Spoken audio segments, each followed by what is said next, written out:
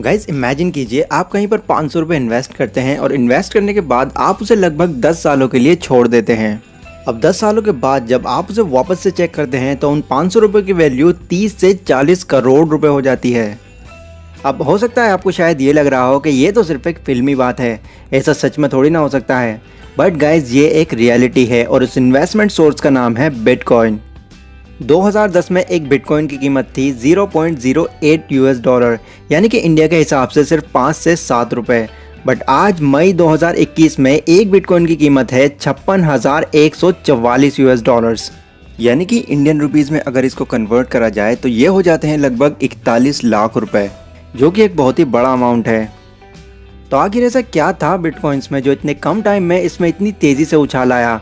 Well, ये सब जानने के लिए हमें सबसे पहले ये जानना होगा कि बिटकॉइंस आखिर है क्या और इसकी शुरुआत कहाँ से हुई। So let's begin. तो देखिए, जिस तरह रुपीज़ इंडिया की करेंसी है, डॉलर यूएस की करेंसी है, रियाल सऊदी अरेबिया की करेंसी है, ठीक उसी तरह बिटकॉइन सबसे पहली करेंसी है क्रिप्टो करेंसी की। क्रिप्टो करेंसी एक वर्चुअल करेंसी है। इसको ना तो कोई छू सकता है और ना ही कोई देख सकता है। इसको सिर्फ ऑनलाइन ट्रांजैक्शंस के लिए ही इस्तेमाल किया जाता है। और एक बहुत बड़ी चीज़ जो कि क्रिप्टो करेंसी के इस बिटकॉइन को और भी ज़्यादा यूनिक बनाती है वो ये है कि ये डिसेंट्रलाइज्ड करेंसी है। मतलब ना तो इस पर किसी भी बैंक का और ना ही किसी गवर्नमेंट का कंट्रोल है। तो ये 500 और 1000 के नोटों की तरह कभी बैन नहीं होने वाले। बिटकॉइन का इस्तेमाल आप ऑनलाइन पेमेंट या फिर किसी भी तरह की ट्रांजैक्शन करने के लिए भी कर सकते हैं।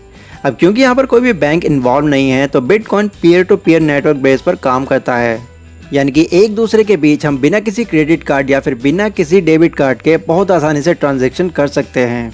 और जिस तरह बाकी बैंक्स में लेन देन करते वक्त उन सारी ट्रांजैक्शंस का डेटा आपके बैंक में सेव होता रहता है, ठीक उसी तरह जब भी आप बिटकॉइन के थ्रू कोई ट्रांजैक्शन करते हैं तो उसका भी सारा डेटा एक पब्लिक लेजर में रिकॉर्ड होता है, जिसको ब्लॉकचेन कहा जाता है।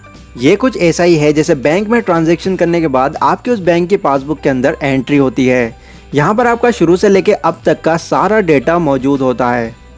एंड दूसरी बहुत ही इंटरेस्टिंग बात, अगर आज आप 50 रुपये रख कर कहीं भूल जाते हैं और 10 सालों के बाद जाकर आपको याद आता है कि वो 50 रुपये आपने वहाँ रखे थे, तो 10 सालों के बाद भी आपको सिर्फ 50 रुपये ही मिलेंगे। इनफैक्ट ये भी हो सकता है कि इन्फ्लेशन की वजह से उन 50 रुपयों की वैल्यू भी 10 से 20 रुपये ही रह जाए। बट बिटकॉइन इससे बहुत अलग है और इसका एग्जाम्पल तो मैंने आपको शुरू में ही दे दिया। आज एक बिटकॉइन की कीमत लगभग 41 लाख रुपए है। बट अगर हम इसको पिछले साल से कंपेयर करें तो मई 2020 यानी कि ठीक एक साल पहले इसकी कीमत 7,06,000 की थी। मतलब एक साल में ही इसकी कीमत 7 टाइम्स इंक्रीज हो गई है एंड ऑब्वियसली आगे भी इसी तरह इंक्रीज होती रहेगी।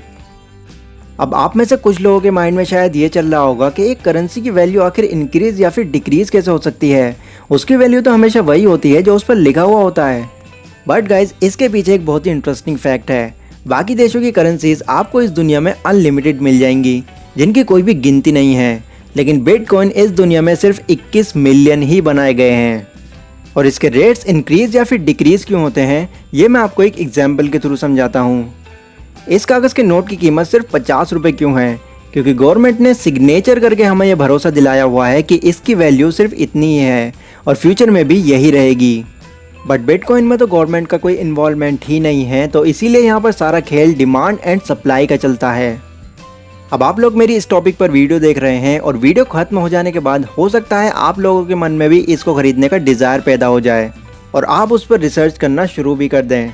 अब आपके जैसे और भी हज़ारों लोग ऐसे होंगे जो आपकी तरह ही बिटकॉइंस को ख़रीदना चाह रहे होंगे। तो इतने सारे लोग अगर एक साथ उसको ख़रीदना चाहेंगे तो उसकी डिमांड बढ़ जाएगी और डिमांड बढ़ने से क्या होता है, रेट्स अपने आप ही इंक्रीज़ होते चले जाते हैं एंड उस वक्त लोग कितनी भी कीमत देने के लिए तैयार रहते हैं। एंड यही सब पिछले 5-10 सालों से चलता आ रहा है। अब ऐसा नहीं है कि अगर आपको बिटकॉइन में अपना पैसा इन्वेस्ट करना है तो आपको 41 लाख रुपए ही देने होंगे।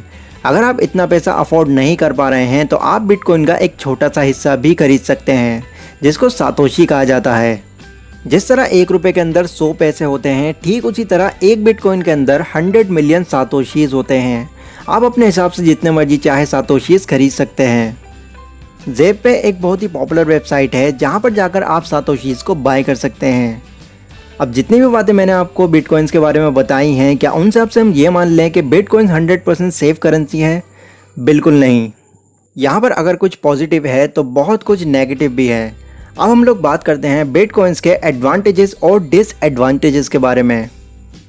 तो सबसे पहला एडवांटेज बिटकॉइंस का यही है कि यहाँ पर कोई थर्ड पार्टी इन्वॉल्व नहीं है, यानी कि इस करेंसी पर किसी गवर्नमेंट का कंट्रोल नहीं है, इसलिए गवर्नमेंट इसको बाकी करेंसीज की तरह बैन नहीं कर सकती। दूसरा एडवांटेज बिटकॉइंस का यह है कि यहाँ पर आपका अकाउंट कभी ब्लॉक नहीं किया जाता। बैंक्स में अगर आपसे कोई गड़बड़ हो जाती है या फिर बहुत लंबे टाइम तक अगर आप कोई ट्रांजैक्शन नहीं करते हैं तो ऐसे केस में आपका अकाउंट ब्लॉक कर दिया जाता है। बट बिटकॉइंस के अकाउंट में भले ही आप सालों तक कोई भी ट्रांजैक्शन ना करें, फिर भी आपका अकाउंट हमेशा सेफ रहेगा। अगला और तीसरा एडवांटेज ये है कि ये पूरी तरह टैक्स फ्री होता है। अब क्योंकि यहाँ पर गवर्नमेंट इन्वॉल्व नहीं है तो इसलिए यहाँ पर टैक्स देने का कोई चांस ही नहीं बनता। चौथा एडवांटेज इसका ये है कि आप इसको ऑल ओवर द वर्ल्ड कहीं भी इस्तेमाल कर सकते हैं। ये बात तो आप अच्छी तरीके से जानते हैं कि आप एक कंट्री की करेंसी को किसी दूसरी कंट्री में नहीं चला सकते।